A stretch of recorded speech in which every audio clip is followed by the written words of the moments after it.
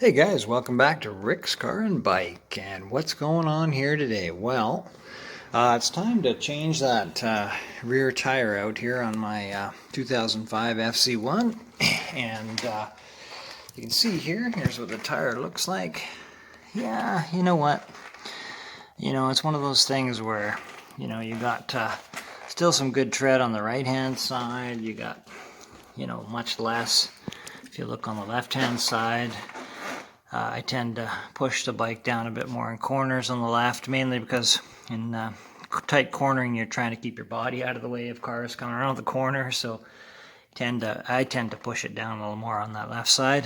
And you can see though, certainly on the outside of the tread, there's quite a bit of tire left there, but the middle's getting pretty flat and it's already past the wear bars in the middle, so I figure it's time to change it. I'll probably head out on a trip soon, and there's nothing worse than getting stuck out there without enough tire, because then of course you're at the mercy of whatever tire you can find, if you can find one, and all that kind of stuff. So I like to get them done in advance, just a little safer. Anyway, so it's pretty simple.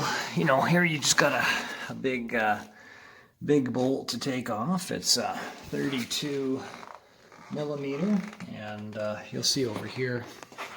And when I do this, I always use, the first time I did this in the past, the chain adjustment, all that kind of thing, I've used the stock toolkit, because I want to make sure if I'm on the road somewhere that I have all the parts and pieces I need to do the adjustment, certainly to adjust the chain if I'm on the road trip. I want to make sure I've got a big enough socket in the toolkit, which you should have unless somebody's played with it. Of course, I'm not the original owner of the bike, so I had to check it out and make sure that all those tools are there, and they were. So this time I'm just using my own handy dandy 32 millimeter socket with a nice breaker bar, and easy enough to get that thing off there. And then from there, once you get it totally loose, of course you got to pull the axle out, which I've got sitting over here. You pull the axle out the right side, and there's the axle down there. You kind of got best way to do that is to jiggle the tire. Just hold the rim with one hand and pull on the end of the axle. I usually grab this end of the axle here and pull it. At the same time, I'm kind of moving the tire and the rim around to make sure it's not too tight. Another thing I do is when I'm pulling a tire off like this, I always take a look at the sprockets, have a look, and just make sure that the teeth are still okay. They're not all grooved or worn, or any teeth on the sprockets that are chipped, and this one's still fine. So I can definitely keep the chain and sprocket on there. It's not a problem. So what I'm going to do now is I'm just going to try to let all the air out of this tire and see if I can get my clamp on it. I'm going to try and use this clamp and see if I can break the bead with the clamp. It might be a little small. These tires are pretty wide, but I'll give it a try, see if it fits. If it doesn't, I'll use a traditional method, like perhaps try using the side stand of the bike just to break the bead all the way around on both sides before I can actually attempt to get the tire off. So we're going to work on that, and we'll catch up to you in a minute. Hey guys, well, we've got that new tire on the rim, and it's ready to roll. So now one more thing I check before I put everything back together is I just take a look at the rear brake caliper here, and as you can see, I'm just gonna take my screwdriver and stick it in there. You have to do that to separate the pads to be able to get the disc back in there properly. But if you look here, you can see there's still tons of meat on those pads. That's going to last a long time, particularly on the rear brake, because the rear brake, you only really use it to help settle the bike into corners, and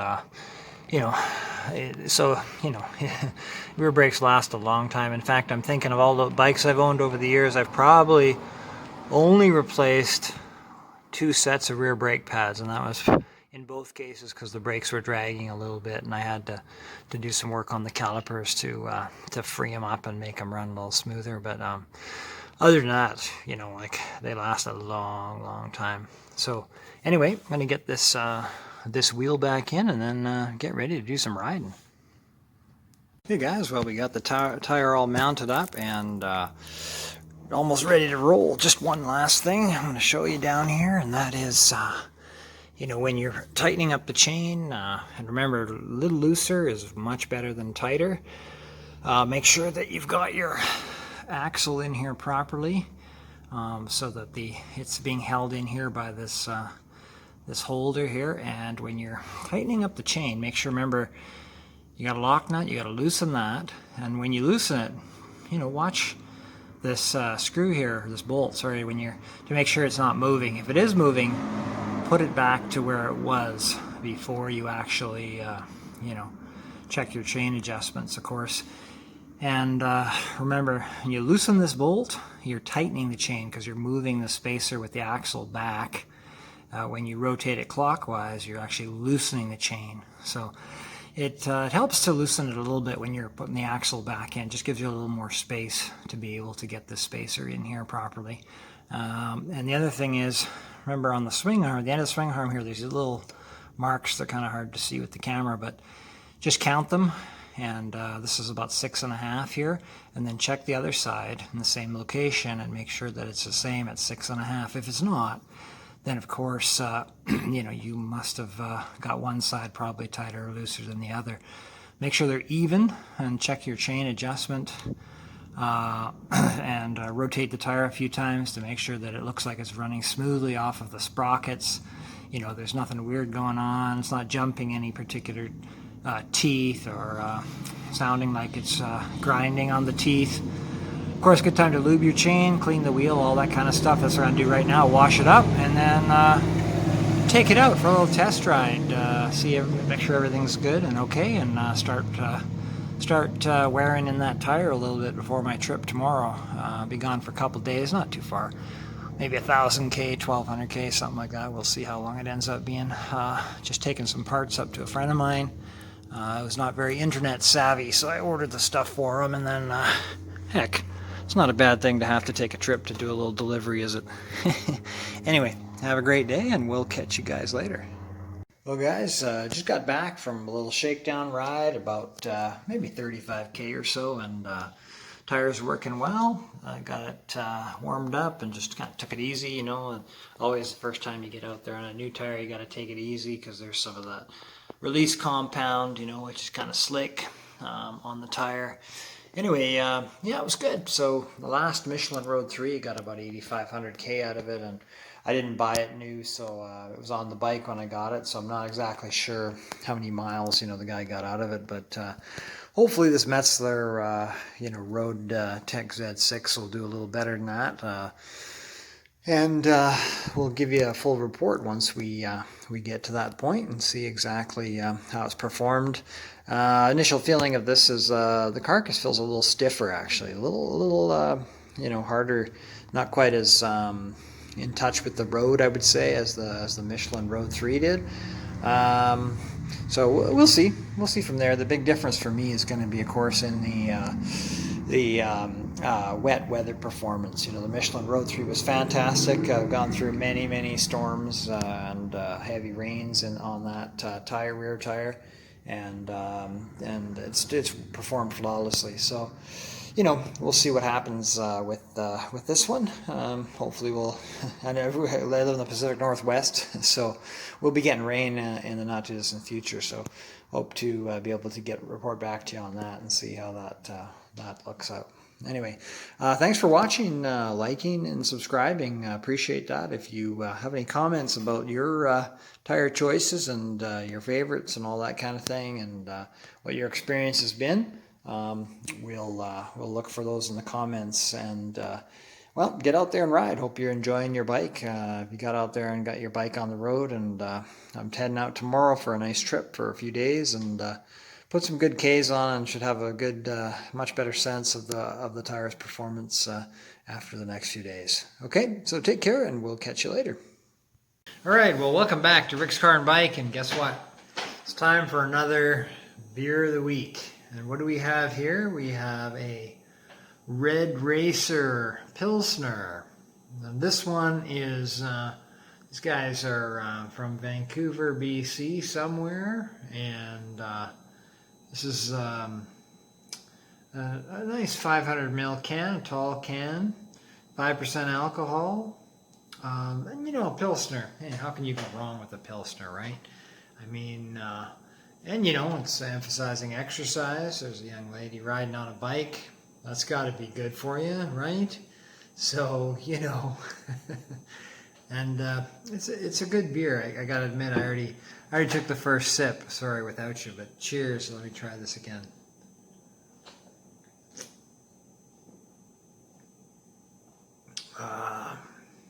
Yeah, that's good. Nice body to it. Nice flavor, just the right amount of bitterness to it. That's a good beer. Pilsner. I always like a Pilsner, and I got you guys propped up on this boxes of pizza here. I'll show you. Check it out. I just ordered a couple large pizzas tonight, and been eating that. Today's kind of been, it's been tire day on my FZ1, so just got the tire off and checked everything, went over the make sure the chain is okay, sprockets are okay, checked the brake pads, they're looking pretty good. So it took the I got started trying to spoon the tire off, and I had a C-clamp all ready to go, but the C, you know, this is a really wide sport tire, it's a 180, and the C-clamp I had, which is like a 6-inch, it's a pretty big clamp, but it just won't work on that tire. So I had things to do running around town, so I dropped it off at the shop. We'll let them get that done, give the local business some money. It's probably been a tough year for them with COVID-19 and people afraid to go out and go places, and so we'll give them a little bit of money, and they'll get that mounted up. I'll pick it up tomorrow, bring it back, and get that tire mounted on the FZ1, and we'll get out and we're gonna do some riding the next couple days. Take a little trip, put on 1,000 or more. Head up to the town of Kamloops and visit a friend of mine. I got some parts to deliver for him. He's an older guy, and he's not very good with the internet, so you know, the idea of ordering stuff is really hard for him, so I'm helping him out and ordered some parts for him. So I'm gonna go for a ride, deliver those up to him, and you know, stay over, have a nice visit, see how he's doing, and maybe help him out with another one of his bikes or two. He's got a couple of classic bikes. He's got I think it's a 1980 GS 1000 Suzuki. He needs a little help with some wiring on that bike, so I'm going to help him out. And he's also got a GS 550, and that's what I ordered. I ordered a bunch of parts for him, a bunch of carb kits, so he can do all 4 carbs and replace all the gaskets and needle jets and the needle seat holders and everything, so that he can get that bike running really, really well. So I gave him the hot tip that, you know, you order these things now, all these kits are made in China. They're fantastic. They're really good kits, and they're super cheap. This kit delivered to my door cost $32 for all 4 carbs. So, you know, I'll take him through that, and we'll get those installed in the bike. And hopefully, you know, give that his GS 550 that he's got, I think it's an 83 or something, yeah, give him a lot more better performance, smoother operation, and you know, be nice to that bike. Is he picked it up just this year with I think he paid something like $1,500 for it, and it had like 28,000 original kilometers on it, which is nothing. It's like 17,000 original miles or something like that. It's crazy. So a really neat little bike, and you know, he's 75 now, so he likes the smaller bikes, right? So it's nice for him to find light bikes like that are cool, that are also classics. And where we live, you can get a collector plate on those bikes, and so your insurance is, you know, $200 a year versus you know, $1,200 a year, right? So it's a great thing to have older bikes like that and be able to grab one cheaply that's in pretty good shape and looks as good as that one does. So maybe I'll snap a couple photos of that one while I'm up there, take a video of it, and post that up for you guys so you guys can see that. But anyway, for now, I'm going to get back to enjoying my Pilsner from Red Racer Breweries. Really good stuff. So cheers, guys, and have a good night.